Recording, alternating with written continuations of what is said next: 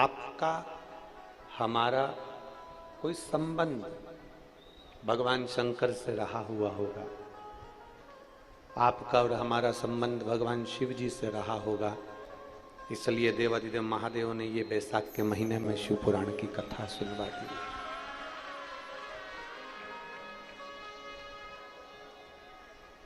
और तेरी कृपा बिना ना हिले एक भी अणु, लेते हैं श्वास तेरी कृपा से तनो तनो। बखान क्या करूं मैं राखों के ढेर का, कपटी भभूत में खजाना कुबेर का। गंगाधर मुक्ति द्वार ओमकार तू, भोले ओमकार तू। आयु शरण तिहारी शंभु तार तार तू। ये शिव की कृपा के बिना नहीं मिल सकता।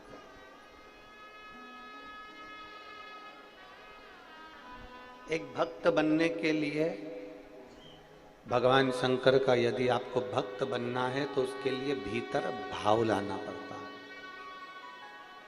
भीतर भाव लाएंगे तो भक्त बनेंगे।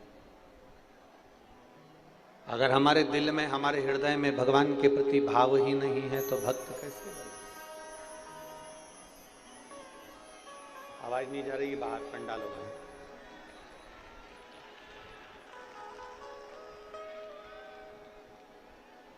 श्रेष्ठ भक्त बनना है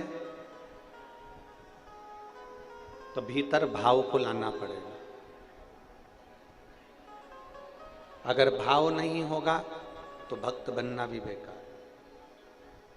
केवल कहने के भक्त नहीं बनना है हमको, केवल किसी ने कह दिया और हम भक्त बन गए ना।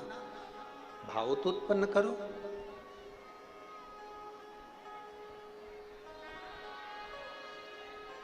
कर रहे हैं। भीतर जब तक भाव उत्पन्न नहीं करोगे तब तक भक्त बनने का कोई मकसद नहीं। अंदर दूसरे के प्रति सेवा का भाव उत्पन्न करिए। अंदर दूसरों की सेवा का समर्पण उत्पन्न करिए। शिव महापुराण की कथा कहती है,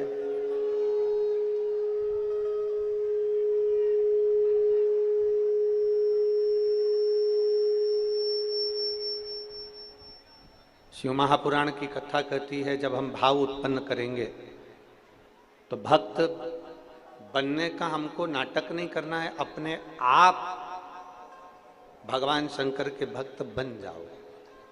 अपने आप बनोगे, आपको कोई बनाने वाला नहीं रहेगा।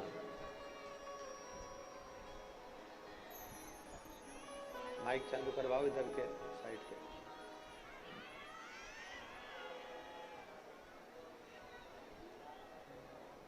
किसी की सेवा के प्रति भाव उत्पन्न करिए। आप लोग इतनी सारी संख्या में आए हो, पानी की बोतल दो लाए हो कि नहीं लाए हो? बोलो बोलो, जम के बोलो। आप जरा देखिएगा। लोग हमसे कहते हैं गुरुजी आपकी कथा में इतना सारा भीड़ इकट्ठा हो जाता है, क्या इन सबके मन में भाव है? क्या ये सब शंकर जी के भक्त हैं? जितने ये धूप में खड़े हैं, अपने अपने घर से चादर लाकर, साड़ियां लाकर, टांग कर, लोग अपने अपनी झोपड़ी बनाकर रोडों पर इधर उधर खड़े हुए, मैदान में, ग्राउंड। लोग हमसे कहते हैं क्या इतने सारे भक्त आते हैं कथा में, क्या ये सब शिव भक्त हैं? क्या इनके अंदर भाव है? हम उनको छाती ठोक कर कह सकते हैं, जो दूसरे को पानी पिलाने के लिए अपने घर से 2 बाटल बैग में टांग कर, वजन उठाकर कथा स्थल तक आ सकती है तो उसका भाव कुछ कम नहीं हो सकता।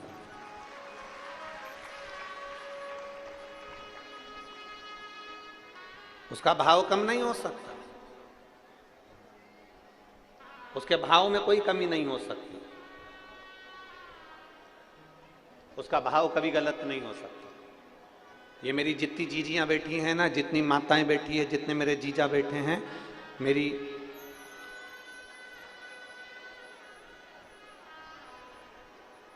ये जितनी मेरी जीजियां बैठी हैं, जितनी मेरी जीजियां बैठी हैं, इनसे कोई कह दे कि तुम 2 बैग उठाकर, 4 बैग उठाकर चलना, 3 बैग उठाकर चलना, या किसी के लिए कुछ लेकर चलना, वहां जाकर देना, नहीं। केवल एक शिव महापुराण की कथा एक ऐसी है जिसमें इनका भाव झलकता भी है और भगवान की भक्ति इनके हृदय में समाहित भी होती है।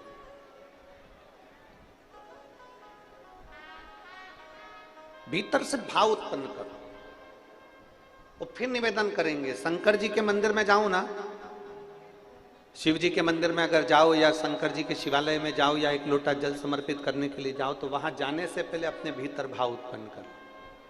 कौन सा भाव उत्पन्न करना है?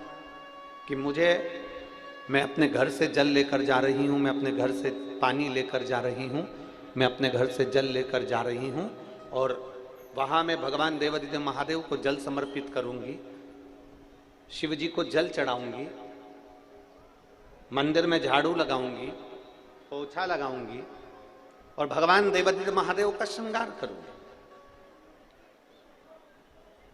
हाँ, यदि मार्ग में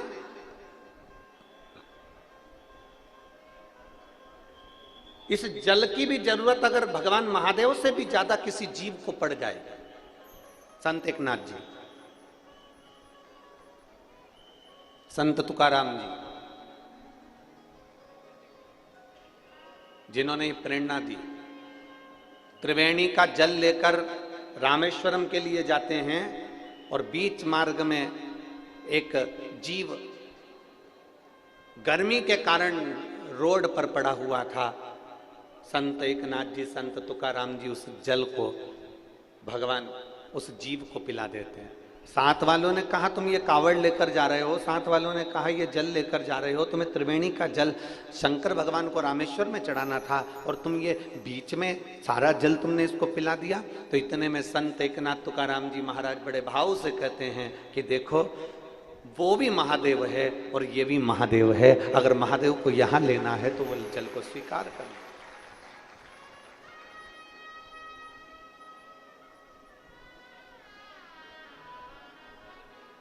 कल शाम का एक प्रसंग है।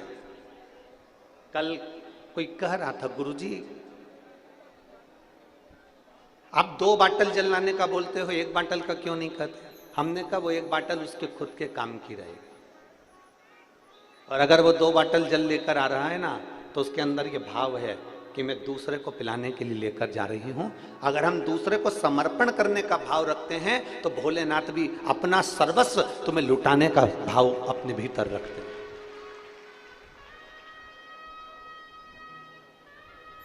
और निर्मल मन सो मोहि, आपका भाव जितना सुंदर होगा, आपकी भक्ति जितनी सुंदर होगी,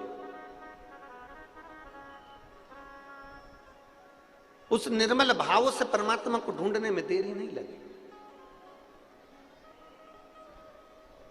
निंदा से दूर हो जाओ, चुगली से दूर हो जाओ, बेकार कर्म से दूर हो जाओ। एक बड़ा सुंदर संवाद आता है।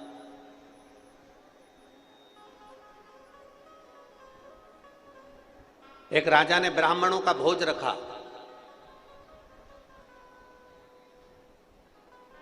संतों को भी बुलाया, गुरुओं को भी बुलाया और ब्राह्मणों को भी बुलाया। बड़ा भंडारा है। राजा ने कहा इतने सारे लोगों का भोजन बनेगा, भंडारा बनाने के लिए खुले में बना लिया जाए। ग्राउंड देखा, एक खेत देखा, जमीन देखी, उस पे भंडारा बनना चालू। कितना दूर रहना निंदा से। कितना दूरी बनाकर रखना इस निंदा से। जिस पर हम बैठे हैं, जिस पर हम बैठे हैं, इसको क्या कहते हैं? जम के बोलो जरा। इसको कोई प्रधानमंत्री की कुर्सी तो नहीं कहता, इसको कोई राष्ट्रपति की कुर्सी तो नहीं कहता, इसको कोई मुख्यमंत्री की कुर्सी तो नहीं कहता, इसको कोई आमदार या खासदार की कुर्सी तो नहीं कहता। इसको क्या कहते हैं? व्यास पीठ। काय के लिए मिली है ये? अगर कोई व्यास वक्ता इस पीठ पर बैठे तो वो क्या करने के लिए बैठा? इस पीठ पर बैठा है वो भगवान की चर्चा करने के लिए, जनमानस को प्रेरणा देने के लिए और जनमानस को मंदिर, शिवालय, देवालय से जोड़ने के लिए बैठा। इस व्यासपीठ की गरिमा यह है कि इस व्यासपीठ से एक भी शब्द निंदा का ना निकले, किसी के लिए अपशब्द ना निकले।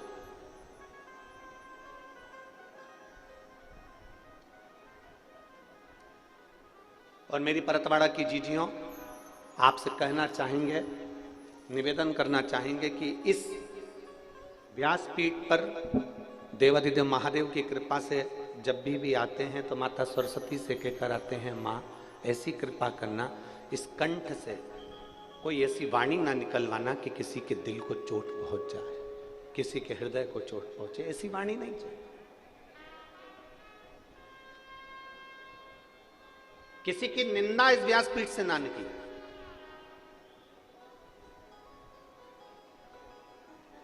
किसी व्यक्ति विशेष के नाम से कोई शब्द, कोई निंदा इस व्यासपीठ से ना निकले, इस गादी से ना निकले। कारण निंदा का प्रतीक, निंदा का फल क्या है, निंदा का पाप क्या है, ये हमारे शास्त्र कहते आए। एक राजा ने एक भंडारा करा, ब्राह्मण भोज करा, सबको बुलाया, संत महात्मा गुरुजन सब भोजन करने के लिए आए। सब भोजन बन रहा था खुले में, एक चील उड़ी, उसने सांप पकड़ा, सांप लेकर उड़ी, सांप ने विष उगला, वो विष खीर में जाकर गिर गया, खीर में विष गिर गया। ब्राह्मण भोजन कर रहे थे, संत भोजन कर रहे थे, गुरुजन भोजन कर रहे थे, और सारे ब्राह्मण, सारे संत, सारे गुरु उस खीर को खाने के बाद मर गए। जितने भोजन कर रहे सब मर गए। धर्मराज के यहां सभा लग गई, चित्रगुप्त महाराज बैठे। चित्रगुप्त महाराज ने धर्मराज से पूछा, बताइए इतने सारे ब्राह्मण और संत मरे हैं, इसका पाप किसके माथे पर देना? इसका पाप किसके पल्लू में बांधना है? इतने ब्राह्मण, इतने संत मरे, इसका पाप किसके माथे पर दिया जाए? राजा के माथे पर, जिसने ब्राह्मण संत भोज रखा, उस सर्प के माथे पर जिसने अपना विष उगल दिया, उस चील के माथे पर जो सर्प लेकर जा रही थी, जो भोजन बना रहा है उसके माथे पर, इतने सारे ब्राह्मण संतों के मरने का पाप किसके माथे पर दिया जाए? बोलो धर्मराज, बताइए। मैं किताब लेकर बैठा हूं, मुझे इसमें निर्णय देना है, अब बताओ किसके माथे पर दिया जाए? धर्मराज ने कहा 4 दिन रुक जाओ, उसके बाद में निर्णय लेंगे कि इसका पाप किसके माथे पर दिया जाए। 4 दिन निकले, राजा के नगर में 4-5 संत ब्राह्मण और आ गए। उन्होंने एक स्त्री से पूछा, माता जी राजा का भवन कहाँ है? स्त्री ने पूछा, क्यों? हमें भूख लगी है तो राजा के भवन में हम भोजन करेंगे। स्त्री ने कहा, बाबा सामने राजा का भवन है, परंतु हमारे यहाँ का राजा ऐसा है कि भोजन में जहर मिलवाकर ब्राह्मण संतों को मार डालता है। ऐसा खोलला राजा है हमारे यहाँ का, ऐसा बेकार राजा है हमारे यहाँ का। संत ब्राह्मण वापिस लौट गए। धर्मराज ने चित्रगुप्त को बुलाया और बुलाकर कहा, जो ब्राह्मण और संत मरे थे उनके मरने का पाप इस स्त्री के माथे पर डाल दिया जाए। उनके मरने का पाप इस स्त्री के माथे पर डाल दिया जाए, क्योंकि इसने निंदा करी है।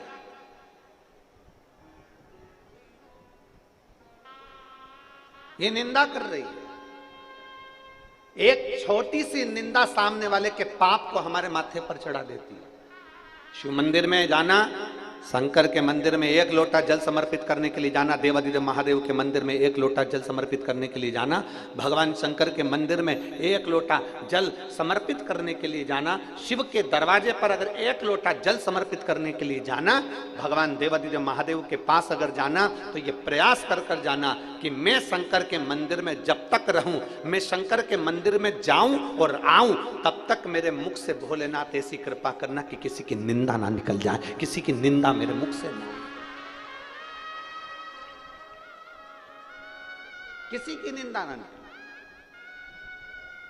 बन सके तो हमसे भजन बने। आप अपने घर से लोटा भरकर जब जल लेकर निकलो ना, तो जल लेकर निकलो तो मुख से श्री शिवाय नमस्तु, श्री शिवाय नमस्तु, श्री शिवाय नमस्तु। जब आप निकले अपने घर से, भगवान का मंत्र जाप करते हुए चलें, श्री शिवाय नमस्तुभ्यम बोलते हुए चलें, पंचाक्षर मंत्र नमः शिवाय बोलते हुए चलिए, षडाक्षर मंत्र ओम नमः शिवाय बोलते हुए चलिए, भगवान का भजन गुनगुनाते हुए चलिए। ये मत सोचना कि कौन हमको देख रहा है, कौन हमको नहीं देख रहा। आपकी चित्तवृत्ति को आप जितना शंकर से जोड़कर चलोगे, उतने आपकी जिंदगी की एक आनंद उत्पन्न हो जाएगी,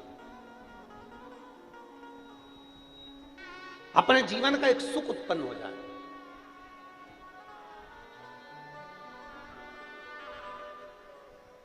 अपने भजन के बल को बढ़ाइए, अपने भाव को बढ़ाइए, अपने भाव।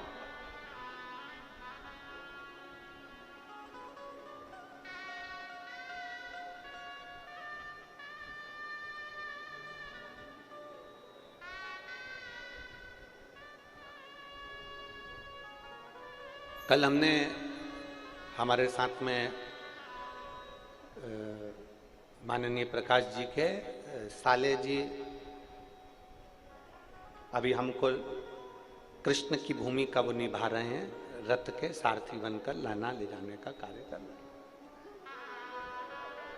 कल हमने उनसे पूछा, इतना तेज गर्मी पड़ रहा है और कई लोगों को खाना पीना भी होता है, पानी भी पीना होता है, 10 जगह का जल भी आता है, भोजन भी आता है, कोई पेट गड़बड़ हो रहा हो, कोई कुछ हो रहा हो, तो उसके लिए हॉस्पिटल ले जाने के लिए क्या प्रयोजन है?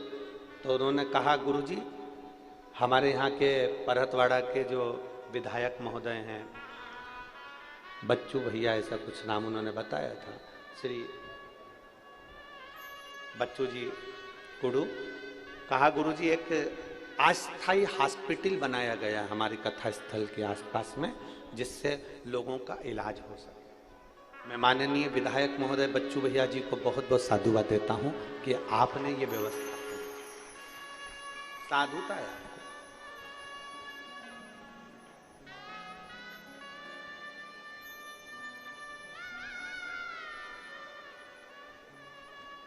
बताया कि कुछ बसें भी चलवाई जिससे निशुल्क लोग जाना आना कर रहे हैं। हम उनको बहुत साधुता देते हैं, बहुत साधुता। एक विधायक होने पर ऐसा निर्मल भाव अगर आपके अंदर शंकर जी के प्रति है, तो ये शिव की ही कृपा है और आपके माता पिता की कृपा है। साधुता। अपने भाव को शुद्ध बनाइए।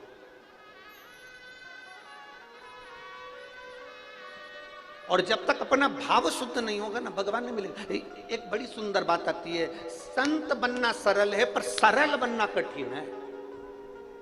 मेरी जीजियों, संत कोई भी बन सकता है पर सरल नहीं बन पाता।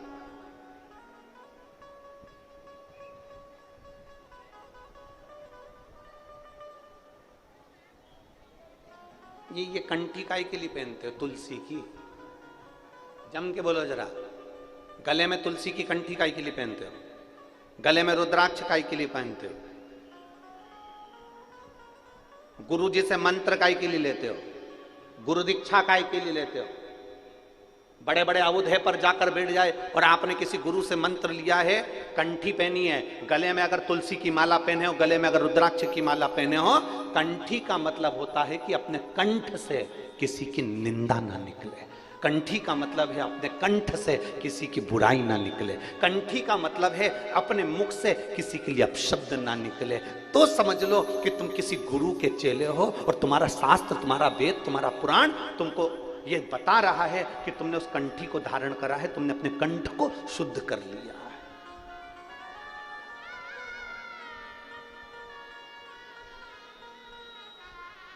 कंठी का मतलब केवल ये नहीं है कि हमने दिखावा कर दिया कि हमने अपने गुरु का मंत्र ले लिया। कंठी का मतलब ये नहीं है कि हमने दिखावा कर लिया और हम उस गुरु के चेले हो गए ना। कंठी लेने का मतलब है कि कंठ से किसी के लिए अपशब्द ना निकले, कंठ से कोई आड़ी टेढ़ी बात ना निकले।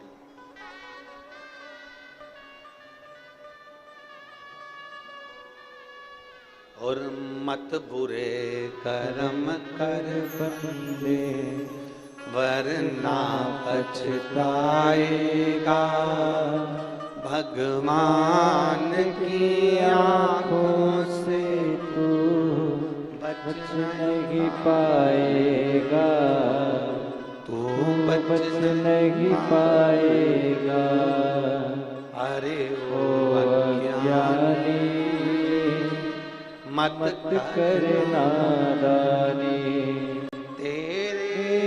कर्म का फल भी तू ही पाएगा, जैसा किया तूने तेरे आगे आएगा।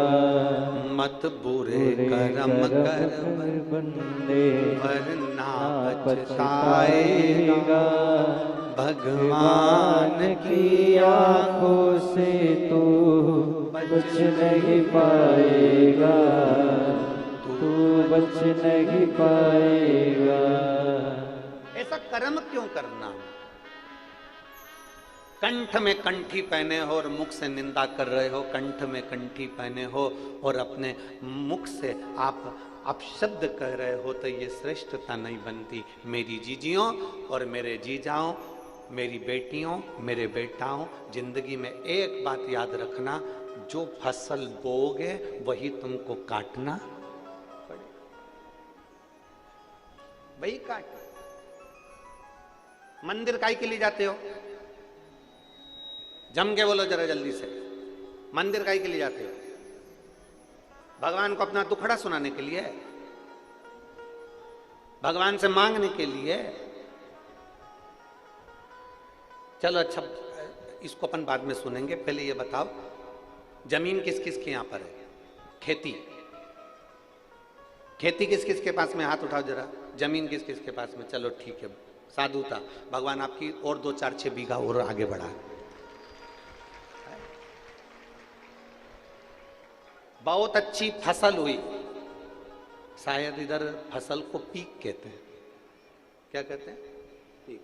बहुत अच्छी पीक हुई, बहुत अच्छी फसल हुई, ढेर सारी फसल हुई, ढेर सारी पीक हुई।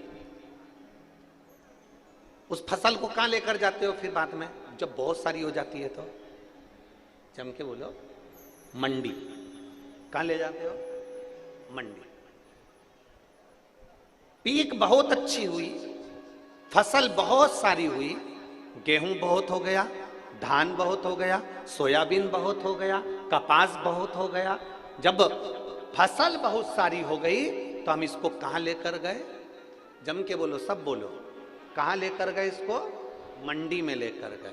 मंडी में ले जाकर हमने गाड़ी को उंडेल दिया, हमने गाड़ी को उंडेला, हमने गाड़ी को खाली कर। फसल ज्यादा हो गई, गेहूं ज्यादा हो गया तो मंडी ले गए, धान ज्यादा हो गया मंडी ले गए, कपास ज्यादा हो गया मंडी ले गए, तो हमने वहां ले जाकर दे दिया। बोलो सही है कि गलत है? सब बोलो जितने बैठे हो, सही है। गेहूं ज्यादा हो गया तो मंडी ले गए, कपास ज्यादा हो गया तो मंडी ले गए, धान ज्यादा हो गया मंडी ले गए, सोयाबीन ज्यादा हो गया मंडी ले गए, फसल ज्यादा हो गई तो मंडी ले गए, सब्जी ज्यादा हो गई तो मंडी ले गए। उसी तरह मंदिर क्यों जाते हैं? शिव पुराण कहते हैं जैसे फसल ज्यादा होती है तो मंडी ले जाई जाती है, पाप ज्यादा होता है तो महादेव के दरवाजे जाया जाता है।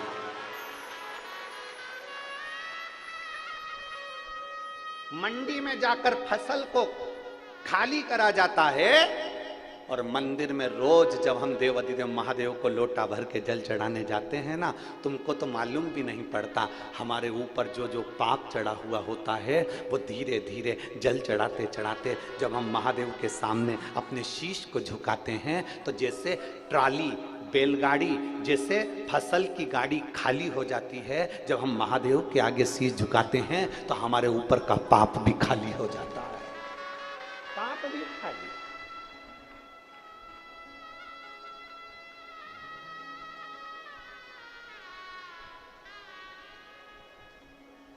फसल ज्यादा हो गई, हम उसको मंडी ले गए। कपास ज्यादा हो गया, मंडी ले गए।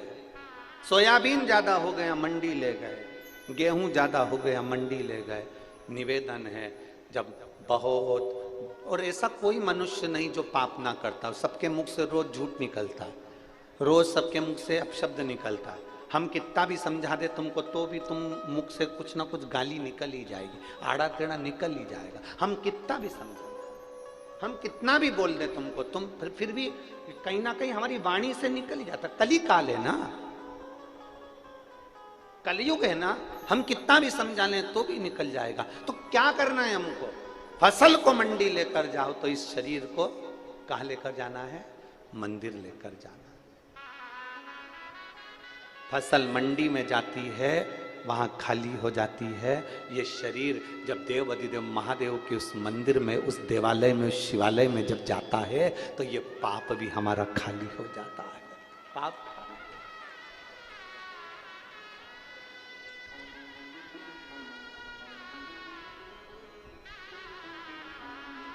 और मेरे बाबा दया करना,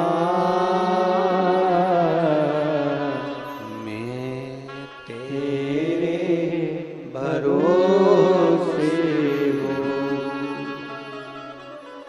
मेरे बाबा दया करना,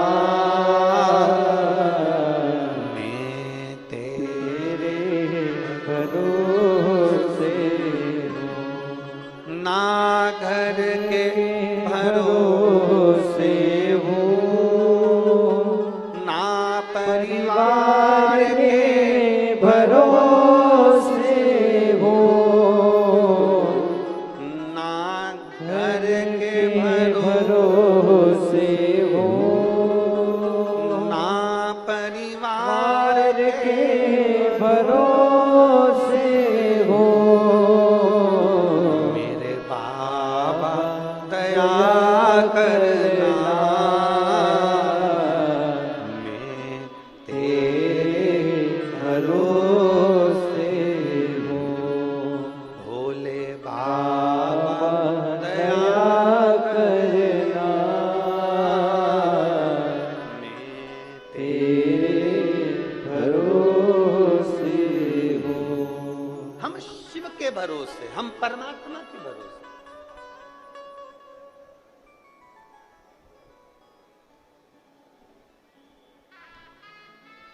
उसके आश्रित हो गए। इस मुख से निंदा ना निकले, इस मुख से अपशब्द ना निकले, कंठी पहनने के बाद कंठ से आड़ी टेढ़ी बात ना निकले।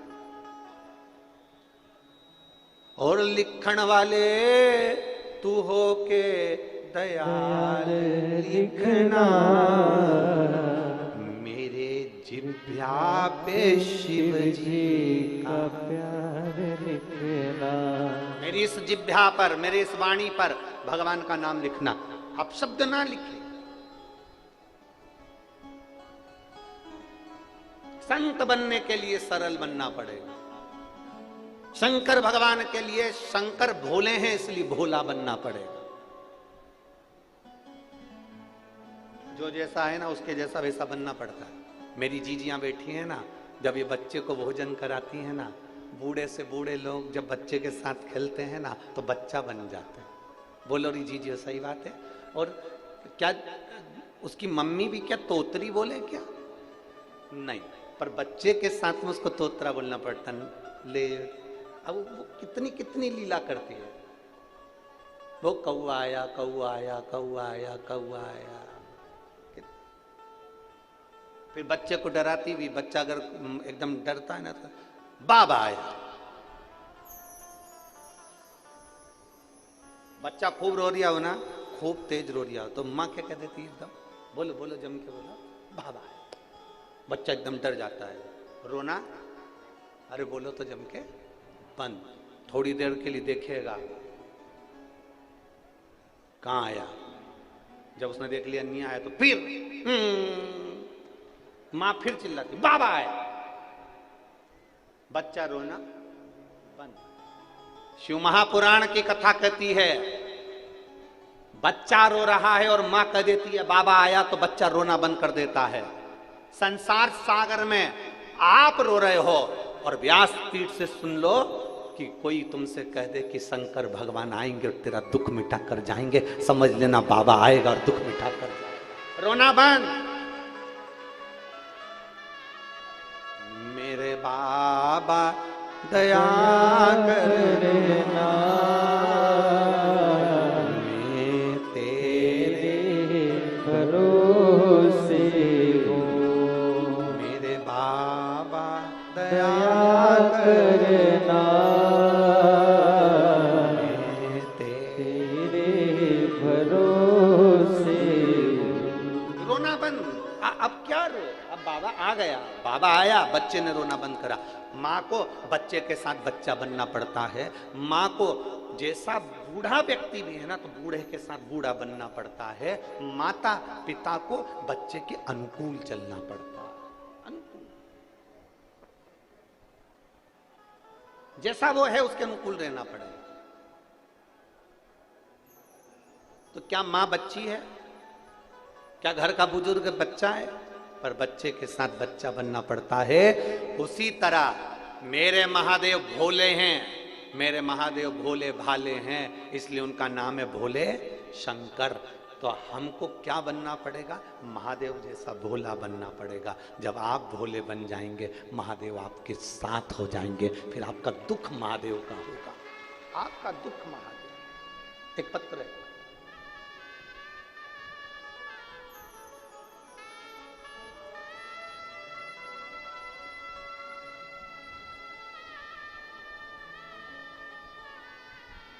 प्रतिभा सतीश मसूरकार, मैं हीवरखेड़ तहसील तेल्हारा जिला अकोला की हूँ। मेरा मोबाइल नंबर ये है, कहीं बैठी हो तो हाथ हिला सकती है। अगर कहीं बैठी हो, अच्छा आप हैं, श्री शिवाय नमस्ते, आ जाओ एक बेलपत्र ले जाना। मेरा नाम प्रतिभा सतीश मसूरकार है, मैं हीवरखेड़ तहसील तेल्हारा जिला अकोला की हूँ। मेरा मोबाइल नंबर ये है। गुरुजी, मैं एक लोटे जल का क्या वर्णन करूं। मुझे सोराइसिस की बीमारी थी। 13 साल से मेरे शरीर से खाल निकलती रहती थी, उसको कितना भी खुजालो उसमें से खाल निकलती रहती थी। पूरे शरीर में खुजाल चलती रहती और सोराइसिस की बीमारी थी। 13 साल से 13 वर्ष से लगातार मैं इलाज डॉक्टरों का करवा रही थी। डॉक्टर ने कहा था ये बीमारी मरते दम तक रहती है, इस बीमारी का कोई इलाज नहीं, बीमारी ठीक नहीं हो सकती है, डॉक्टर ने कह दिया था। तब मैंने दवाई तो खा रही थी, टीवी पर आपकी कथा सुनना प्रारंभ करा और टीवी पर कथा श्रवण करना प्रारंभ करा। एक लोटा जल देवादिदेव महादेव को समर्पित करती, उस जल को लाती, पीती और अपने शरीर पर लगा लेती। गुरुदेव, मैं बाबा का क्या गुणगान करूं, जहां दवाइयां असर ना कर पाई। सोराइसिस की बीमारी मरते दम तक रहती है, लोग कहते हैं, डॉक्टर कहते हैं, पर मेरे देवादिदेव महादेव ने मुझे 4 महीने में अच्छा कर दिया और बाबा की कृपा से आज मैं पूर्ण तरह से ठीक हूं और मेरी बीमारी भी ठीक है। ये शिव तत्व, अब शरीर में मुझे वो बीमारी नहीं रही। शिव तत्वता शंकर वो भिड़ी, एक माँ ने एक लाइन लिखी है, देखिए,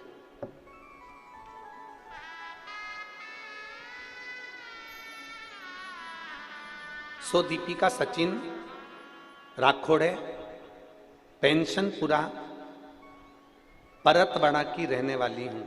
मेरा मोबाइल नंबर यह, कहीं बैठी है तो हाथ हिला सकती है। अगर कहीं बैठी हो, सो दीपिका सचिन राखोड़े पेंशनपुरा परतवाड़ा की रहने वाली हूं। कहीं बैठी हो तो हाथ हिला सकती है। परतवाड़ा की रहने वाली हूं।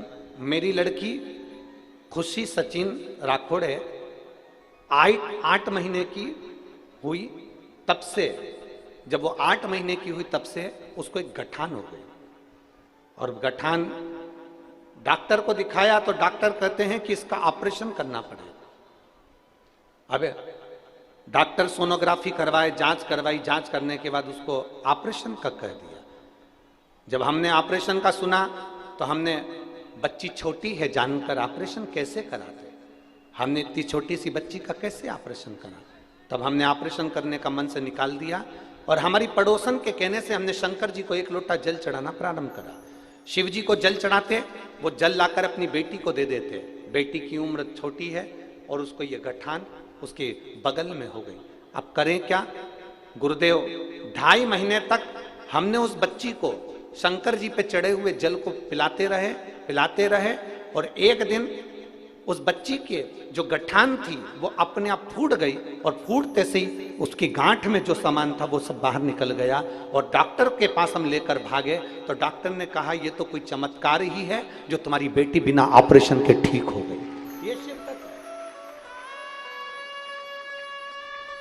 सो दीपिका सचिन राखोड़े पेंशनपुरा परतवाड़ा की रहने वाली हूं। मेरा नंबर ये है, कहीं बैठी हो तो हाथ हिला सकते। आजा बेटा।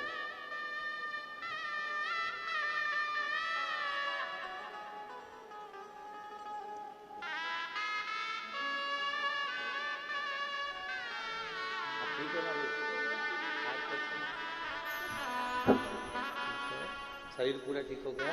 हाथ वगैरह पूरे शरीर का था?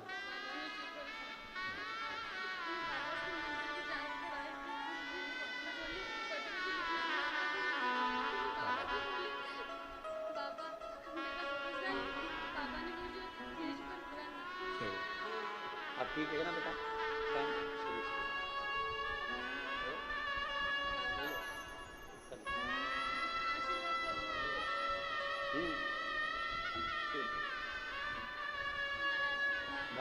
अब ठीक है ना शरीर? 13 वर्ष से सोरायसिस की बीमारी थी, पूरा शरीर खुजाते, पूरे शरीर में थी। और देवाधिदेव महादेव ने आज पूरा शरीर बाबा की कृपा से ठीक हो गया।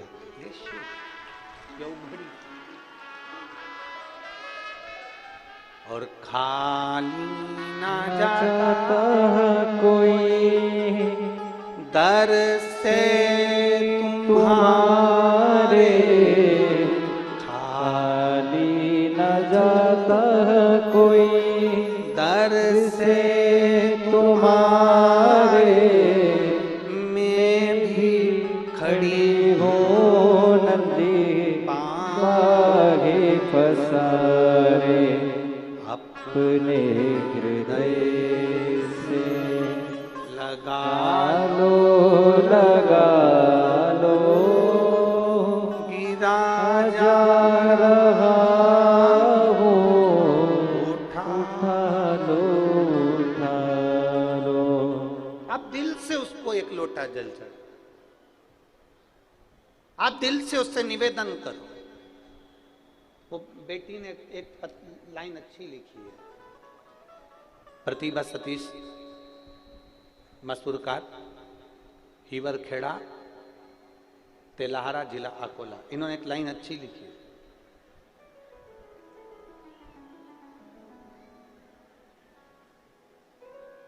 मैं शिव जी के मंदिर में जाकर कहती थी कि बाबा मेरे भरोसे को टूटने मत दे। लाइन अच्छी है, मेरे भरोसे को टूटने मत देना।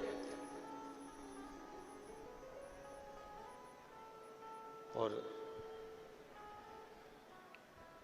यदि भरोसा पक्का है ना, शंकर जी को रामचरितमानस में विश्वास कहा है।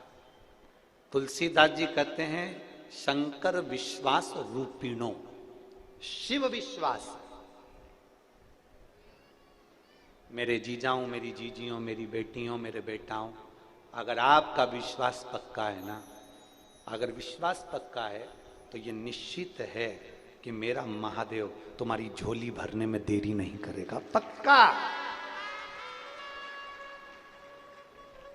भरोसा दृढ़ी रखना, भरोसे को कम मत होने दो।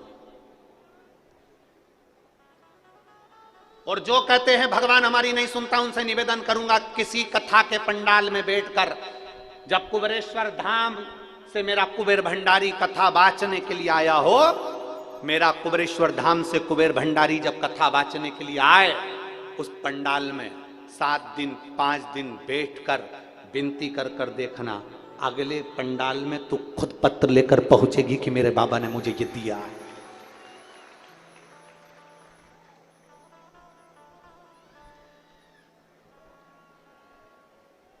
उससे विनय करिए।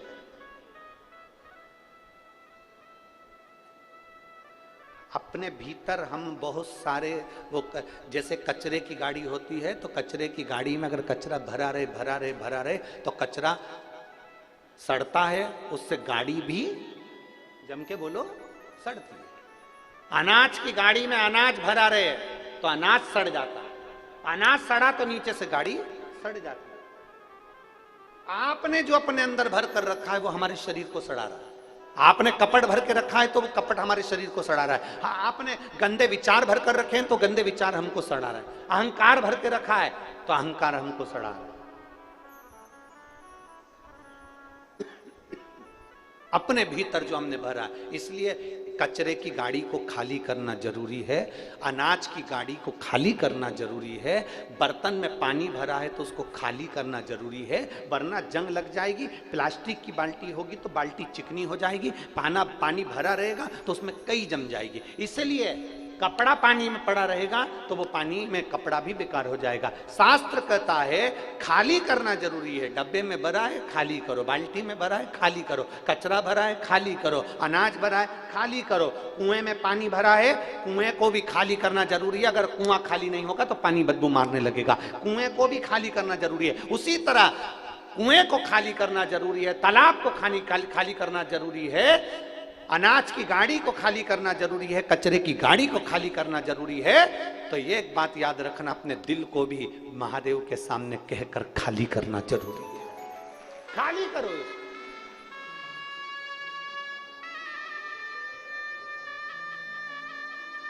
ज्यादा दबा दबा कर रखोगे ना तो वो कहते हैं ना, ज्यादा दबा दबा के खाओगे तो दवा खाने जाओगे। अरे बोलो तो जम के एक बार फिर से बोलो, दबा दबा कर खाओगे दवा खाने जाओगे। इसलिए शास्त्र कहता है 2 हिस्सा खाओ, 1 हिस्सा पानी के लिए रखो और 1 हिस्सा थोड़ी सांस लेने के लिए रख ले, दम। परंतु व्यक्ति सोचता है बिस्कुट आ रहा है आन दो, पानी आ रहा है आन दो, कोल्ड ड्रिंक आ रहा है आन दो, कुरकुरे आ रहे आन दो, वेपर्स आ रहे आन दो, सब ले लेके रख लिया और पूरी कथा में कथा तो कम सुनी और दिन भर बैठी बैठी बैठी बैठी बैठी बैठी बैठी। अब इतना खा लिया कि अब लोटा, अब इतना खाया तो फिर अब विचार कर रही कहां से निकलूं।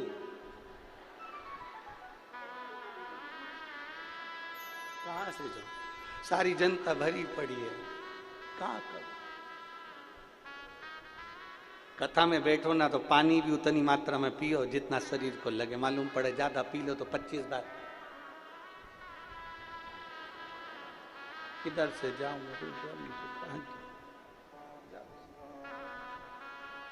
भाई जो दवा दवा कर खाता है वही दवा खाने जाता है। इसलिए भीतर अपने अहंकार को इतना मत भर लो, काम को इतना मत भर लो, लोभ तृष्णा आसक्ति को इतना मत भर लो। दबा के भरोगे ना तो फिर दवा खाने तो जाना ही। फिर अंदर इतना भर लिया, उसने मेरे को ये बोल दिया, रखते गए रखते गए रखते गए, उसने ऐसा कर दिया, रखते गए रखते गए रखते गए रखते गए। भीतर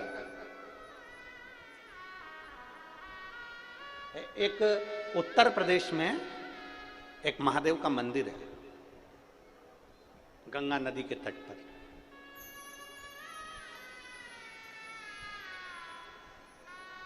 हमीरपुरा उत्तर प्रदेश में पड़ता है, गंगा नदी के तट पर। हडिम्बेश्वर महादेव, आप सब उसका नाम बोलेंगे, हडिम्बेश्वर। हिडिंबा जो थी वो भीम की धर्मपत्नी थी, उसी के नाम से ये मंदिर है, हडिम्बेश्वर महादेव। कौन सा मंदिर? जम के बोलो जरा सभी लोग, हडिम्बेश्वर महादेव। हमीरपुरा उत्तर प्रदेश, गंगा नदी के तट पर यह मंदिर है। कौन ने निर्माण किया, कौन ने बनाया? अगर हमारे शास्त्रों को उठाकर देखा जाए तो उसमें वर्णन आता है, हडिम्बेश्वर महादेव जब पांडव वन में विचरण कर रहे थे और भीम पहरा दे रहे थे, हडिम्ब की बहन हिडिंबा उसने देख लिया भीम को देखा, पेड़ पर चढ़ के बैठ गई हिडिंबा, भीम को देख रही।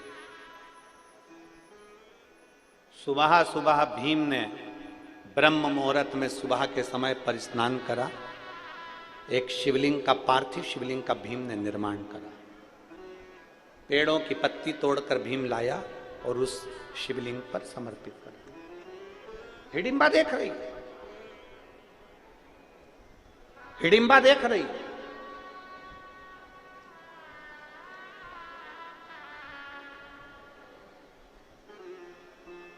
हमीरपुरा उत्तर प्रदेश में हडिम्बेश्वर महादेव, गंगा नदी के तट पर, जो उत्तर प्रदेश के रहवासी हैं वो दर्शन करते होंगे वहां। हिडिंबा देख रही है, भीम ने ब्रह्म मुहूर्त में एक शिवलिंग का निर्माण करा, पार्थिव शिवलिंग का निर्माण करा, वृक्ष की पत्ती तोड़कर लाया और भगवान शंकर को चढ़ा दिया। हाथ जोड़ के बैठ गए। हिडिंबा राक्षसी थी, उसकी वृत्ति अच्छी नहीं थी, उसका विचार अच्छा नहीं था। वो तो भीम को खाने को आई थी, वो भीम को मारने के लिए आई थी, पांडवों के प्राण लेने के लिए आई थी, प्राण ग्रहण करने के लिए, प्राणों को नोचने के लिए आई थी, वो समाप्त करने के लिए आई थी। पर वो हिडिंबा बैठ गई पेड़ पर, वृक्ष पर, भीम को देखती रही। एक दिन निकल गया, भीम को देखती रही। 2 दिन निकल गया, भीम को देखती रही। हिडिंबा से रहा नहीं गया।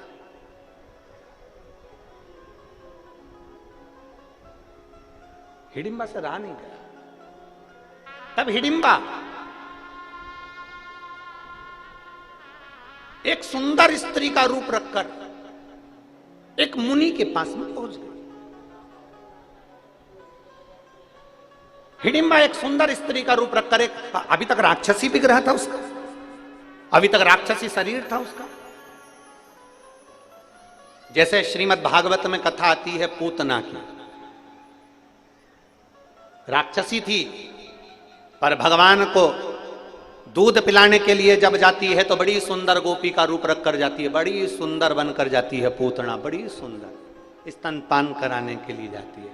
उसका नाम था पूतना, जो घर में पूत ना रहने दे, उसका नाम पूतना था। बड़ी सुंदर, अति रमणीय बनकर पूतना चली जाती है भगवान कृष्ण के सम्मुख में। यशोदा जी ने पूछा तुम कौन हो? पूतना कहती है मैं ब्रज की गोपी हूं। क्यों आई हो? जब लाला का जन्म हुआ तो बधाई लेने नहीं आई थी, इसलिए आज बधाई लेने के लिए आई। अच्छा, हाँ। शंकर भगवान आए थे, यशोदा जी ने लाला को शिव जी की गोद में नहीं दिया था। पूतना सुंदर रूप रखकर आई तो लाला को गोदी में दे दिया। यशोदा जी ने कहा बहन तू इसको संभाल, मैं तेरे लिए बधाई लेकर आती। भगवान कृष्ण ने सुन लिया था कि इसने मुझे पूतना को बहन बोला है, तो मेरी मैया यशोदा की ये बहन है तो मेरी मासी है। अब भगवान कृष्ण को क्या मालूम था कि ये मासी नहीं, गले की फांसी है। उनको क्या मालूम था?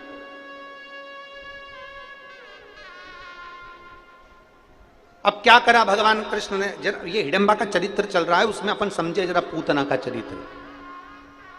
पूतना ने क्या करा, भगवान कृष्ण को दूध पिलाना प्रारंभ करा, क्योंकि विष स्तनों में विष लगाकर लेकर आई थी, दूध पिलाना प्रारंभ करा। और भगवान भी बड़े चतुर, भगवान भी बड़े चतुर, और भगवान ने पूतना के दूध को पीना प्रारंभ करा। पूतना जब तक दूध दे रही थी, स्तनपान करा रही थी, तब तक भगवान ने पिया, और दूध के बाद में जब पूतना ने विष देना चालू करा, तब भगवान ने पूतना के प्राणों को हर लिया। अब भागवत में एक संवाद बड़ा विचित्र आता है कि भगवान ने पूतना का स्तनपान क्यों किया। मैया यशोदा का स्तनपान करना था, फिर पूतना का क्यों करा। भगवान कृष्ण ने पूतना के दूध को क्यों पिया, स्तनपान क्यों करा। श्रीमद् भागवत में श्रीमद् वल्लभाचार्य जी सुबोधनी के अंदर वर्णन करते हैं कि ये पूतना सारे ब्रज के बच्चों को स्तनपान कराती कराती आ रही थी। ये पूतना सारे ब्रज के बच्चों को स्तनपान कराती कराती आ रही थी। बच्चों के प्राण स्तनपान करने से छूट रहे थे, मर रहे थे। तो जितने बच्चों के प्राण छूटते थे वो मुख से छूटते थे दूध पीते पीते। तो प्राण पूतना के स्तन में भर चुके थे। सारे ब्रजवासियों के बच्चों के प्राण पूतना के स्तन में भरे हुए थे। तब भगवान कृष्ण ने विचार करा, इसके स्तन में सारे ब्रज के बच्चों के प्राण भरे हैं, दूध पीऊंगा तो इन सभी प्राणों को मैं निकाल कर अपने उदर में रख लूंगा, क्योंकि ये ब्रजवासी के प्राण हैं और ब्रजवासी मुझे प्राणों से प्रिय हैं। भगवान कृष्ण ने पूतना के दूध को पीना प्रारंभ करा और पीते पीते सारे प्राण निकाल कर अपने पेट में रख लिए, उदर में रख लिए। अब उदर में वो प्राण रह गए, छोटे छोटे ब्रजवासी के बच्चों के प्राण भगवान के पेट में रह गए। समय आया, भगवान धेनु चराने के लिए जाते, उससे पहले भगवान जब बाल्यावस्था में थे तो भगवान ने मिट्टी को उठाकर खा लिया। बोलो, कथा सुनी कि नहीं सुनी सबने? जम के तो बोलो जरा, सुनी है ना? भगवान ने क्या करा, अपने चरण की रज को उठाकर खाया। अपने पांव की मिट्टी को भगवान कृष्ण खा रहे, अपने चरण की रज को भगवान खा रहे।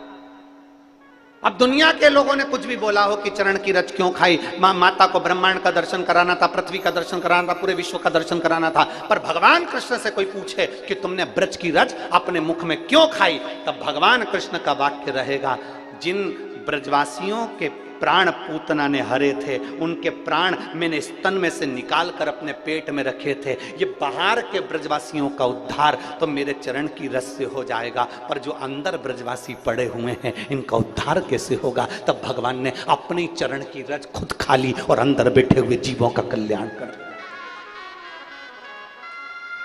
अपने चरण की रज स्वयं पार, स्वयं अपने चरण।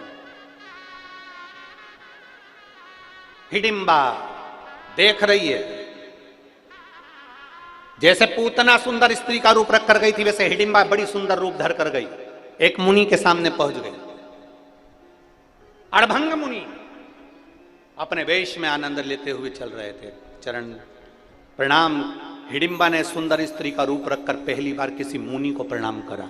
ये जब जब साधु संत को देखती थी तो खा जाती थी, आज पहली बार प्रणाम कर रही है। जरा विचार करिएगा, भीम को शिवलिंग की पूजन करते हुए देखा तो हिडिंबा का विचार बदल गया। अब उसने मुनि को, संत को खाया नहीं, उनको प्रणाम किया। प्रणाम। लोग कहते हैं, इतने सारे लोग कथा में आते हैं, क्या सबका मन बदल जाता है? हम कहें नहीं बदलता, थोड़ा बहुत तो असर आता होगा। थोड़ा बहुत भी अगर असर आ गया ना शंकर की भक्ति का तो बहुत है, उतना धीरे धीरे धीरे धीरे रमता जाए, रमे। और महाराज अभी तक हिडिंबा ने मुनि को, संत को, साधु को, सन्यासी को पकड़कर खाया था। आज पहली बार मुनिवर के हाथ में हाथ जोड़ रही है हिडिंबा, और हिडिंबा ने हाथ जोड़े, मुनिवर प्रणाम किया, नमन। मुनिवर से पूछा, मुनिवर मेरे को आपसे पूछना है, मैंने देखा है मिट्टी का कोई एक ऐसा पिंडी जैसा बनाता है और उसकी पूजन करता है, उसका विधान क्या है? हिडिंबा को मुनि ने कहा ये पिंडी नहीं, ये शिवलिंग है। और जो शिवलिंग की आराधना करता है, 7 वृक्ष की पत्ती को लाकर महादेव के ऊपर समर्पित करता है, उस भूलवश भी एक बेलपत्र अगर महादेव को चढ़ जाती है, मुनिवर ने कहा उसकी मनोकामना पूरी हो जाती है। हिडिंबा ने कहा जो मांगेंगे वो मिल जाएगा, मिल जाएगा। मैं जिस पुरुष को देखी हूं, क्या वो मेरा पति बन जाएगा? बन जाएगा। तुम मांग कर देखो। राक्षसी ने केवल पूजन करते हुए देखा तो उसने मन में विचार कर, राक्षसी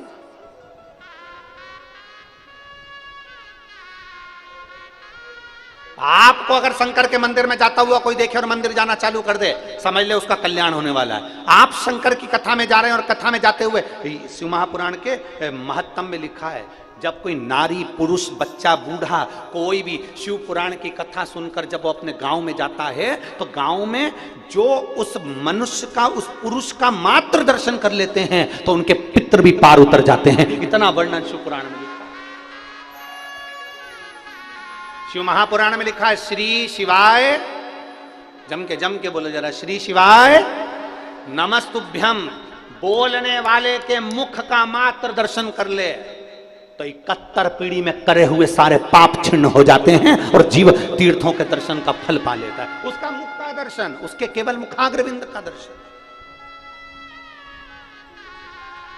अब इतने सारे आप लोग हो, श्री शिवाय नमस्तुभ्यम बोल कर जाते हो, लोग आपका दर्शन करते होंगे, मुख देखते होंगे, आपका चेहरा देखते होंगे, आपका स्वरूप देखते होंगे, कितनों का कल्याण कर देते हो, कितनों का। महाराज इसीलिए आप लोगों से कहते हैं, हम प्रार्थना करते हैं, भगवान देवदेव महादेव का चरित्र कह रहा है, शिव कथा कह रहे, भाव की निर्मलता से परमात्मा की प्राप्ति।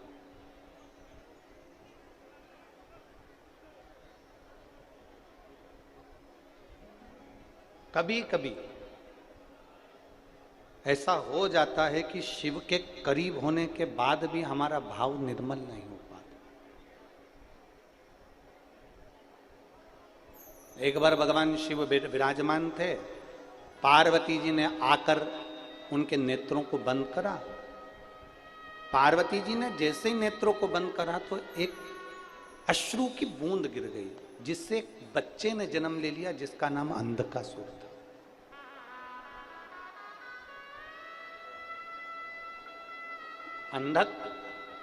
अंधकासुर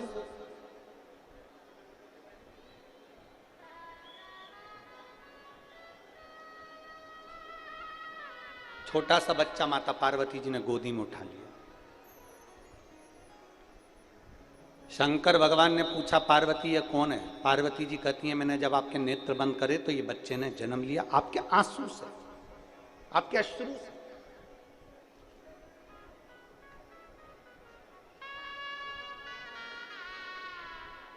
कभी कभी ऐसा होता है जो शंकर के करीब में भी है ना, वो भी शिव से दूर है। मेरी जीजियों,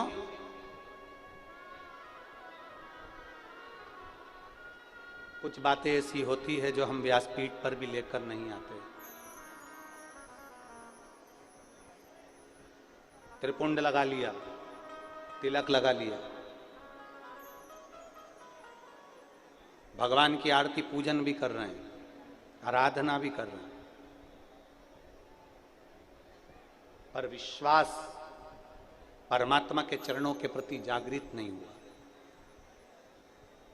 एक छोटा सा बच्चा, एक लड़का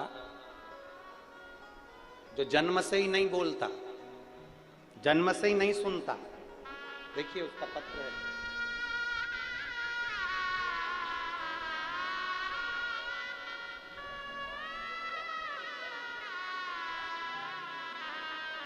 उसका एक सर्टिफिकेट भी लगाया गया है, जो जन्म से ही ना सुनता है ना बोलता है, उसका साथ में लगाया गया कार्ड।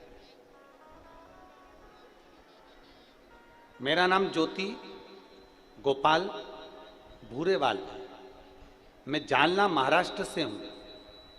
कहीं बैठी हैं? तो हाथ हिला सकती है। आप ही हैं? बच्चा आया है के साथ में? लिया इसको, लिया लिया। मेरा नाम ज्योति गोपाल भूरेवाल है। मैं जालना महाराष्ट्र से हूं। मेरे बेटे का नाम उमेश भूरेवाल है। उसे बचपन से ही सुनना बोलना नहीं आता था।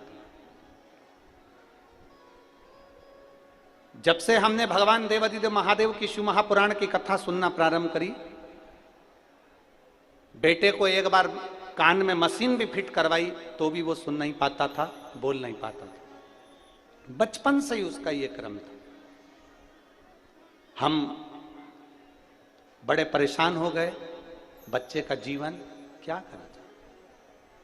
एक महिला को मंदिर जाते हुए देखा तो हमने उनसे पूछा, आप कहां जाती हो रोज जल लेकर? तो कहीं शिव जी के मंदिर। हमने भी अपने बच्चे के लिए शंकर जी के मंदिर जाना चालू किया और शंकर जी को जल चढ़ाते और उन पर चढ़ी हुई बेलपत्र लाकर अपने बच्चे को दे देते। पानी चढ़ा हुआ लाकर अपने बच्चे को पिला देते। गुरुदेव, जिस बच्चे के लिए डॉक्टर ने भी प्रमाण दे दिया बोल नहीं सकता, सुन नहीं सकता, आज मैं बाबा के सामने छाती ठोक कर कह सकता हूं कि मेरा बच्चा शिवजी पे चढ़े हुए जल को और बेलपत्र से सुनना भी चालू करा और बोलना भी चालू करा।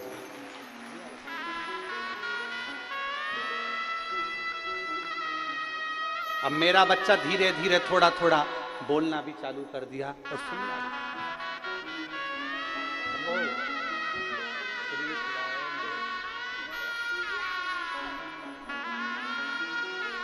कार्डलेस दे, कार्डलेस दे।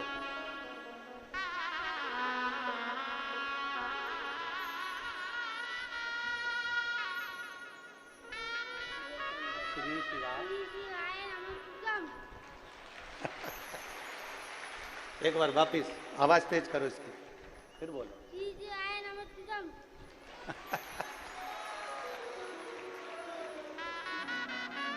बम्बू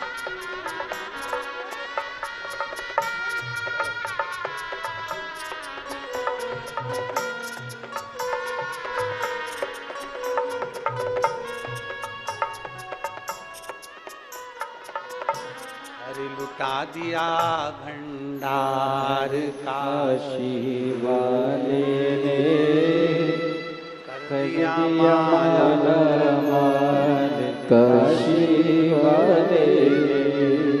शिव है, उसका प्रमाण पत्र लगा है जिसमें उसकी वाणी और उसकी श्रवण शक्ति बचपन से नहीं है। ओघड़ दानी है। कोई हमसे पूछे तुम्हारी शिव पुराण में है क्या, हम कहते हैं एक बार दिल से सुनकर तो देख, तब मालूम पड़ेगा कि शिव पुराण में है क्या। क्या देता। एक पत्र और है। मेरा नाम कोमल कुणाल हाटेल है। मेरा नाम कोमल कुणाल हटेल, परतवाड़ा आठवाड़ी बाजार पेंशनपुरा से हूँ। कहीं बैठी हो आप? ही आ जाओ, एक बेलपत्र ले जाना, आ जाओ। मेरा नाम कोमल कुणाल हाटेल, मैं परतवाड़ा आठवाड़ी बाजार पेंशनपुरा से हूँ। भोले बाबा का मैं क्या गुणगान करूं गुरुदेव। मेरी छाती में दर्द हुआ, मालूम पड़ा सोनोग्राफी में कि गठान हो गई। जब छाती में गांठ हुई, डॉक्टरों ने उसकी जांचें प्रारंभ कर दी और जांच करने पर मालूम पड़ा कि वो गठान कैंसर की है। जब गठान कैंसर की थी, जांच बाहर भी गई और सारी जांचें होकर आई तो मालूम पड़ा कि मुझे छाती में जो गठान हुई थी वो कैंसर की गठान। खूब रोई मैं, सोचने लगी कि अब जिंदगी क्या बची, क्या करूं। गुरुदेव, एक बार केवल मोबाइल पर आपकी कथा थोड़ी सी किसी ने भेजी थी और वो मैंने सुनी, मेरा विश्वास हो गया। अब डॉक्टर के पास में अगली जांच जब कराऊंगी जब देवाधिदेव महादेव के सीहोर होकर जाऊंगी।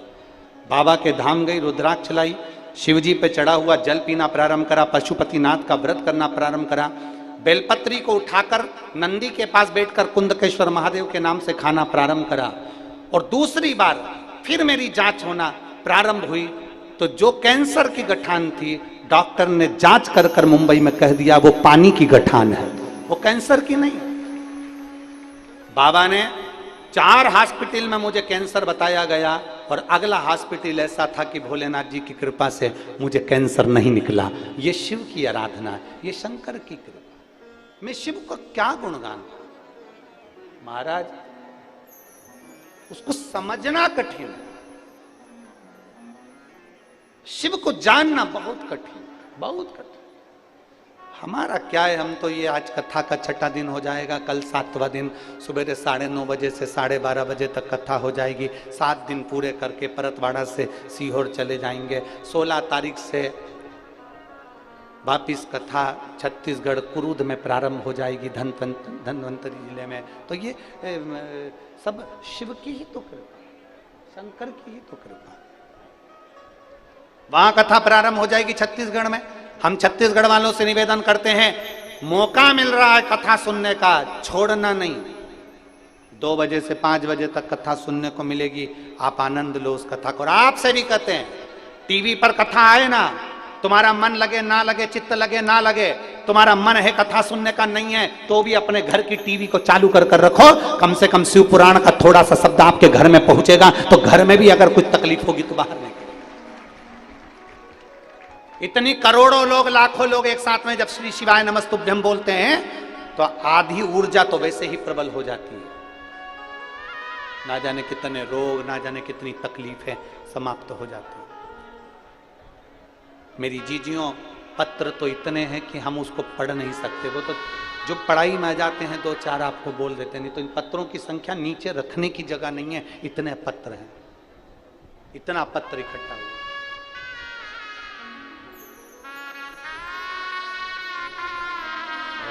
मेरे बाबा तेरी नौकरी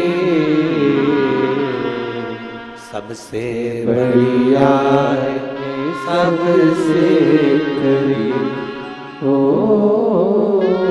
मेरे बाबा तेरी नौकरी सबसे बढ़िया है, सबसे करीब। जब से तेरा गुलाम हो गया तब से मेरा भी नाम हो गया। जब से तेरा गुलाम हो गया तब से मेरा भी नाम हो गया।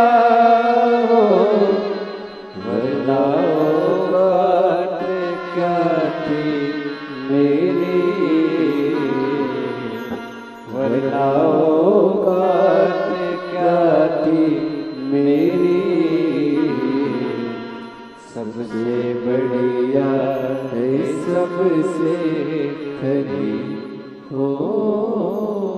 भोले बाबा तेरी नौकरी सबसे बढ़िया है, सबसे खरी। तेरे दरवाजे की चाकरी सबसे बढ़िया है, सबसे खरी। मेरी किस्मत का जब गुल खिला जाकर के ये दर मिला, मेरी किस्मत का जब खेला, अब जाकर के ये डर मिला। अब तो हो गई है रहमत तेरी, अब तो हो गई है रहमत तेरी, सबसे बढ़िया है सबसे खरी हो भोले बाबा तेरी नौकरी, सबसे बढ़िया है सबसे खरी। उसको भजो दिल से, दिल से। हिडिंबा ने मुनि से पूछा, जो हिडिंबा राक्षस प्रवृत्ति की थी वो पूछ रही,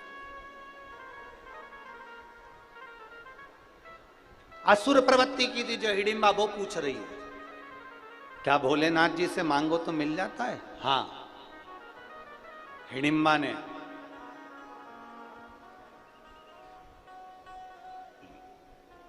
एक शिवलिंग की स्थापना करी, अखंड हिडिंबा वहां बैठ, अखंड, उठती नहीं है, जाती नहीं है, कहीं नहीं, कहीं नहीं जाती है, केवल भजन में लीन। हिडिंबा ने एक नियम बड़ा प्रबल बनाया, बेलपत्र को तो हिडिंबा पहचानती नहीं थी, आसुरी प्रवृत्ति की थी, राक्षस प्रवृत्ति की थी, बेलपत्र को नहीं जानती। आसुरी प्रवृत्ति में अब वो कहां बेलपत्र देखेगी। हमने पहले भी कथा में कहा, यदि आप शिव पुराण की कथा में पहुंचे हो, मंदिर तक पहुंचे हो, तो कहीं ना कहीं शिव की कृपा है।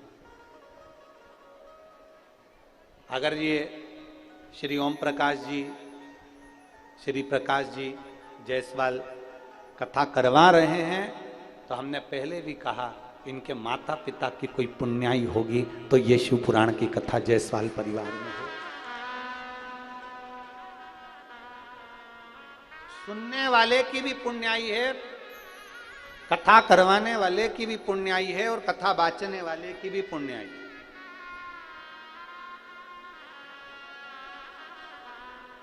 पर उसमें सबसे प्रबल पुण्याई है यजमान परिवार की और एक आपकी,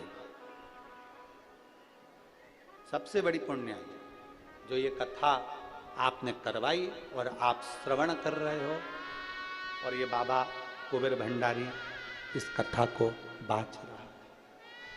ओ बाबा पुण्याई है। भरतवाड़ा वालों जरा विचार करिएगा, बैसाख महीने में तुम लोग इतना दान करते क्या? बोलो, जम के बोलो। इतना पानी पिलाया तुमने, इतना लोगों को चाय पिलाई, वो सामने एक बड़ा स्टॉल लगा है जय झूलेलाल समिति, मैं उनको भी धन्यवाद देता हूँ। लगातार प्रतिदिन कुछ ना कुछ प्रसाद में, कभी चना, कभी कुछ, पूरे टाइम, ऐसा नहीं कि खत्म हो जाए, उन्हें हलवाई में ही रख रखा है, बनाते जा रहा है, लगाते जा रहा है। हम रास्ते से जाते हैं, बीच में जगह जगह पर कोई ने शरबत का स्टॉल लगा रखा है, कोई ने पानी का स्टॉल लगा रखा है। और ऐसे कई भगत हैं जिनका तो नाम हमको आता भी नहीं, हम तो बस गाड़ी से निकलते हैं तो देख लेते हैं, तो ध्यान में आ जाता है तो बोल देते हैं। ऐसे बहुत भगत है। आप में कई माताएं ऐसी हैं, ऐसा एल्युमिनियम का इतना बड़ा डब्बा, उसमें भर के लिया पोहा, उपमा, खिचड़ी, और अपने पास में लेके बैठ गई। जो आसपास की माता है उनको धीरे धीरे कथा भी सुनती जा रही और निकाल निकाल के देती जा रही। धन्य मेरी परतवाड़ा की जीजियों, मैं आपको नमन करता हूं, प्रणाम करता हूं।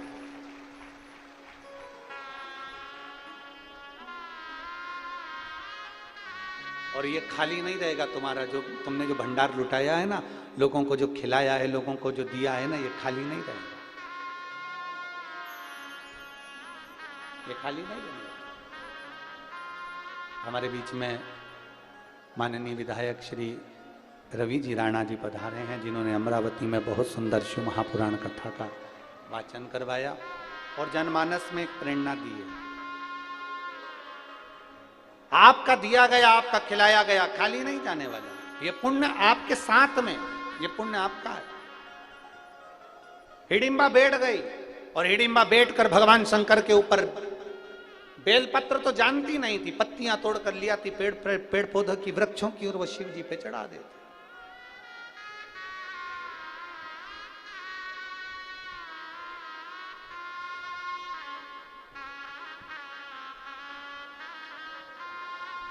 और हिडिंबा लगी भगवान शंकर की आराधना करने, हिडिंबा भगवान शिव की आराधना में डूबने लगी। मंत्र नहीं जानती है हिडिंबा, शिव जी के मंत्र जाप को नहीं जानती है हिडिंबा, शंकर जी के मंत्र को नहीं जानती है हिडिंबा। बस पत्तियां तोड़ती है, शंकर जी को चढ़ा देती है और बैठी है। केवल पत्ती को तोड़ने के लिए, पत्तियों को लेने के लिए जाती है, उसके सिवाय वो कहीं नहीं जाती, शंकर जी के सामने बैठी रहती है। अब जिस मुनि ने उसको बोला था कि जो मांगोगे मिलेगा, वो विश्वास पक्का था हिडिंबा का कि जो मांगोगे मिलेगा। जैसे आपका विश्वास पक्का है, आपका भरोसा पक्का है। आप कथा पर विश्वास करते हो ना कि मैंने सुना है, शंकर सुनता है, एक लोटा जल चढ़ाएंगे वो सुनेगा, बेलपत्र चढ़ाएंगे सुनेगा, बेलपत्र खाएंगे रोग मुक्त होगा, तकलीफ मेरी मिट जाएगी। ये आपने सुना है, आप सुनते हो तो विश्वास जागृत होता है, विश्वास जागृत होता है तो शिव सुनता है, करता है।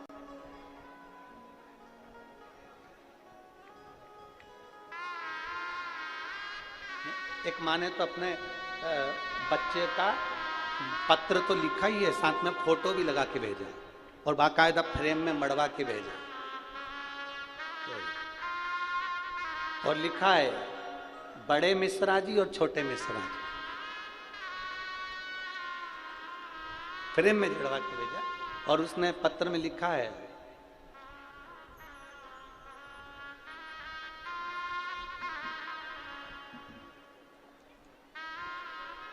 मेरे 4 बच्चे, चारों बच्चों की शादी मैंने एक ही मंडप में करी है, तो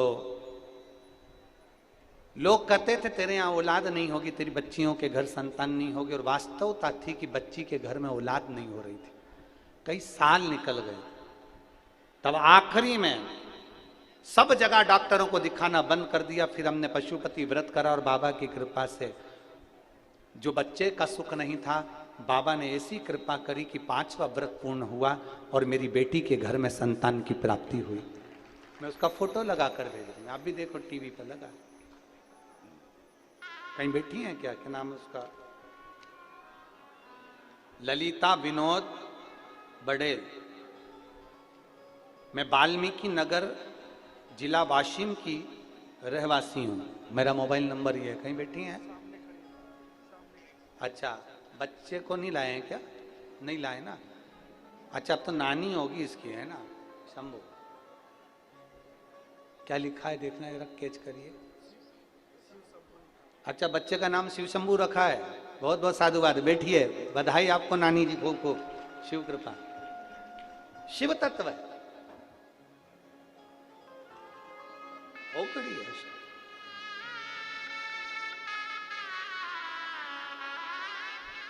आप करो दिल से आराधना, आप करो दिल से पूजन, वो सुनेगा, वो महादेव है।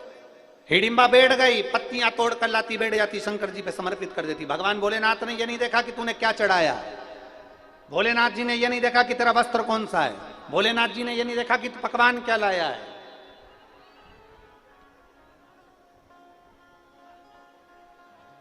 भगवान को कितने भोग लगते हैं? अरे जम के तो बोलो। लोग लिखते हैं 56 भोग लगते हैं। कितने भोग लगते हैं? महादेव को नहीं, मेरे ठाकुर जी को, मेरे राम जी को, मेरे नारायण को, मेरे गणेश जी को, सबको कितने भोग लगते हैं? 56। शिव महापुराण की कथा में बाबा देवाधिदेव महादेव माता पार्वती जी को बड़ा सुंदर एक उपदेश दे रहा है। देवाधिदेव महादेव माता पार्वती जी को उपदेश दे रहा है। उस उपदेश में माता पार्वती जी से कहते हैं, पार्वती सुन, जैसे देवताओं को भोग लगते हैं ढेर सारे, उसी तरह मनुष्य को भी भोग भोगना पड़ते हैं ढेर सारे। इस मानव शरीर को भी भोग भोगना पड़ते हैं। कई दुख जिंदगी में आते जाते हैं, भोगना पड़ता। परंतु शंकर जी कहते हैं, पार्वती, उन भोग भोगने में भी जो मुझे याद रख लेता है, मैं उसके दुख को समाप्त करता हूं, उसके दुख को। भगवान शिव की कथा कह रही है, हिडिंबा ने भगवान शंकर से जो मांगा, शिव ने दिया। ना मंत्र ना साधना, बस दिल से बाबा को बेलपत्र की जगह पत्ते भी चढ़ाए तो स्वीकार करा। आखिरी में हिडिंबा ने मांगा शिव जी से, भीम था, भीम मिला और पति के रूप में। कुछ शिव के करीब होकर भी करीब नहीं हो पाते, जैसे अंधकासुर। अंधकासुर भगवान शंकर के नैन अश्रु से प्रकट हुआ। पार्वती जी कहती है मेरा पुत्र है, शंकर जी कहते हैं इसको पानी में फेंक दे समुद्र के अंदर, ये तेरा पुत्र नहीं है।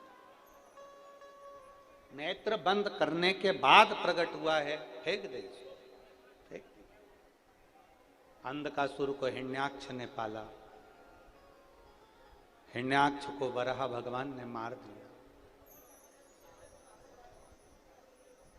बालक अंधकासुर बड़ा हो गया, सत्ता स्थापित हो गई।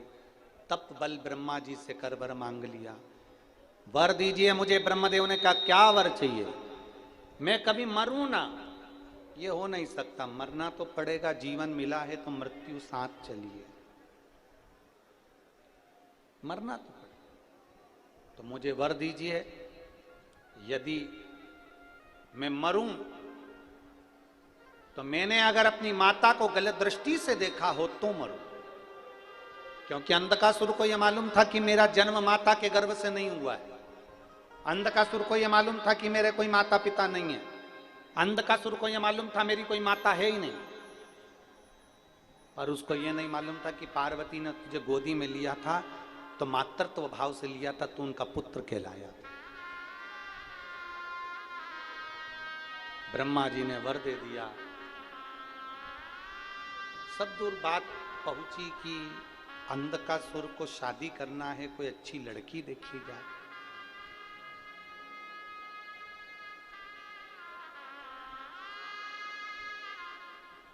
कोई अच्छी पुत्री देखी, मालूम पड़ा जो अच्छी पुत्री थी वो तो शिव जी लेकर चले। क्रोध आ गया। जाओ शंकर भगवान की उस धर्म पत्नी को, पार्वती को मेरे लिए लेकर।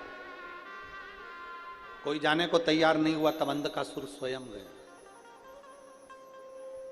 जो माता पार्वती जी को देखा, देखते से ही उनको लेने के लिए, हाथ पकड़ने के लिए जागरूक हुआ। पार्वती मैया को क्रोध आ गया।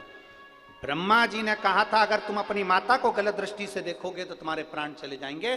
शिव महापुराण की कथा कहती है संसार की सारी माताएं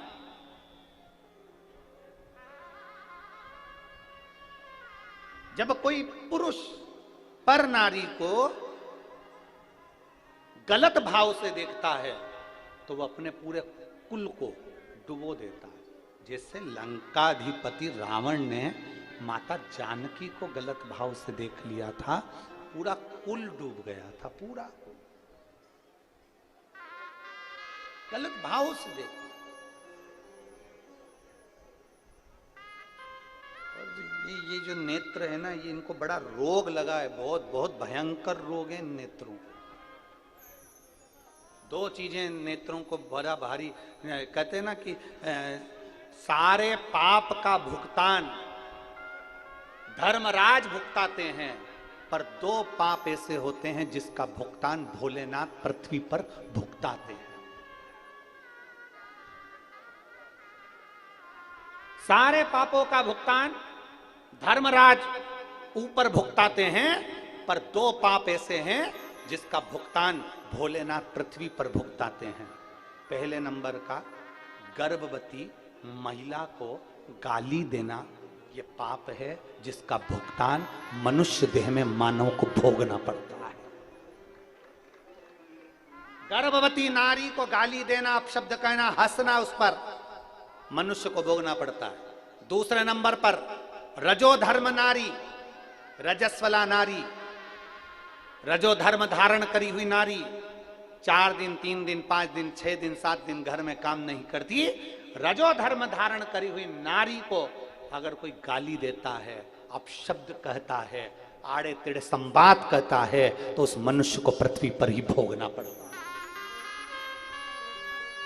सारे पापों का भुगतान धर्मराज ऊपर भुगताते हैं, पर 2 पाप ऐसे हैं जिसका भुगतान मनुष्य को पृथ्वी पर भोगना पड़ता है। देवादिदेव महादेव भुगतान। एक गर्भवती नारी पर हंसना, गर्भवती नारी को ताना देना, गर्भवती नारी को अपशब्द कहना, और दूसरा रजो धर्म धारण करने वाली नारी, रजस्वला कोई स्त्री होती है।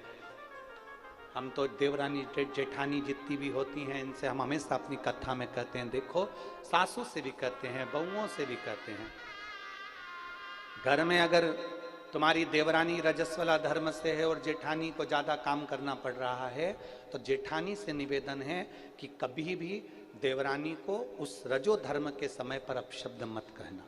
जेठानी रजो धर्म से है और देवरानी को ज्यादा काम करना पड़ रहा है, तो देवरानी से निवेदन है कि जेठानी को अपशब्द ना कहे। ननंद रजो धर्म से है और भाभी को काम करना पड़ रहा है, या भाभी रजो धर्म से ननंद को काम करना पड़ रहा है, तो अपशब्द ना कहना। क्योंकि ये कुछ दिन ऐसे होते हैं जिन दिनों में स्वयं कालाधिपति इसकी गणना करता है। इसलिए निवेदन है कि किसी भी रजो धर्म वाली स्त्री, देखिए रजो धर्म के समय पर माता द्रौपदी का केश पकड़कर खींचकर दुशासन लेकर आया था, जिसका भोग पूरे कौरवों को भोगना पड़ा था। और पूरे कौरवों को क्या, उस सभा में जितने बैठे थे, चाहे भीष्म पितामह बैठे हों, चाहे गुरु द्रोणाचार्य बैठे हों, चाहे धृतराष्ट्र बैठे हों, चाहे गांधारी बैठी हो, सबको भोगना पड़ा। ये पाप कर्म का भोग है। 2 पाप, इनसे दूरी। कोई गर्भवती नारी है, ठीक है, उसको कष्ट है, ठीक है, वो अपना कष्ट कैसे सह रही है वो जानती है।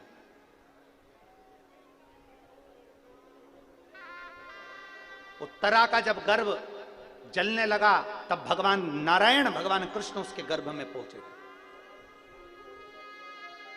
और गर्भ में परीक्षा करी थी, तो परीक्षित नाम हुआ था। भगवान कृष्ण ने कहा था, जिस नारी का गर्भ रहता उसकी रक्षा के लिए मैं उसके गर्भ में विराजमान रहता हूं। और गर्भवती नारी के ऊपर उपहास करना, या हंस देना, या गाली दे देना, या अपशब्द कर देना, कमेंट्स कर देना, ताने दे देना, आड़ा टेढ़ा बनना, शिव पुराण कहती नहीं। अपशब्द ना करें, किसी को आड़ा टेढ़ा ना करें, किसी के लिए कोई कमेंट्स नहीं, कोई। जहां आपको लगता है ना कि ये फालतू की बात चल रही है, तो उस समय पर नो कमेंट्स, कोई कमेंट्स नहीं, कोई प्रत्युत्तर नहीं, कुछ नहीं, चुप, मौन हो जाओ, मौन।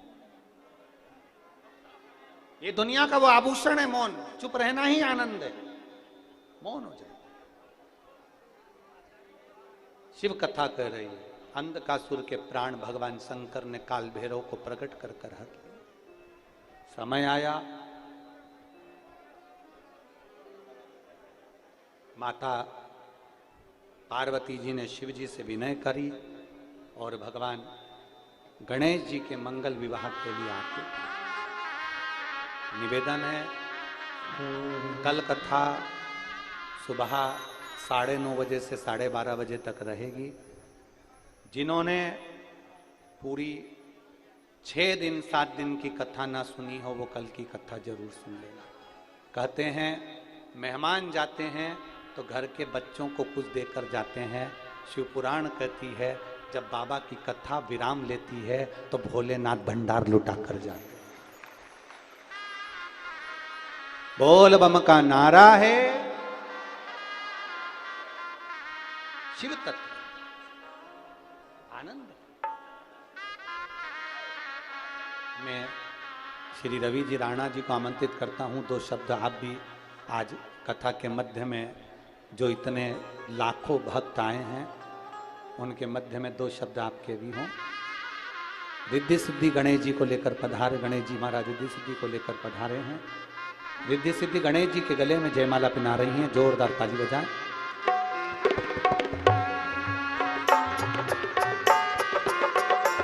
अब गणेश जी महाराज रिद्धि सिद्धि के गले में जयमाला दे रहे हैं। रिद्धि सिद्धि ने वो जयमाला उतार कर वापिस गणेश जी के गले में दी है।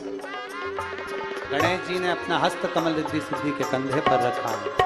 बोल गणेश जी महाराज की सुंदर रिद्धि सिद्धि गणेश जी महाराज विराजमान हुए। एक बार जोरदार ताली बजाकर गणेश जी महाराज का जय घोष।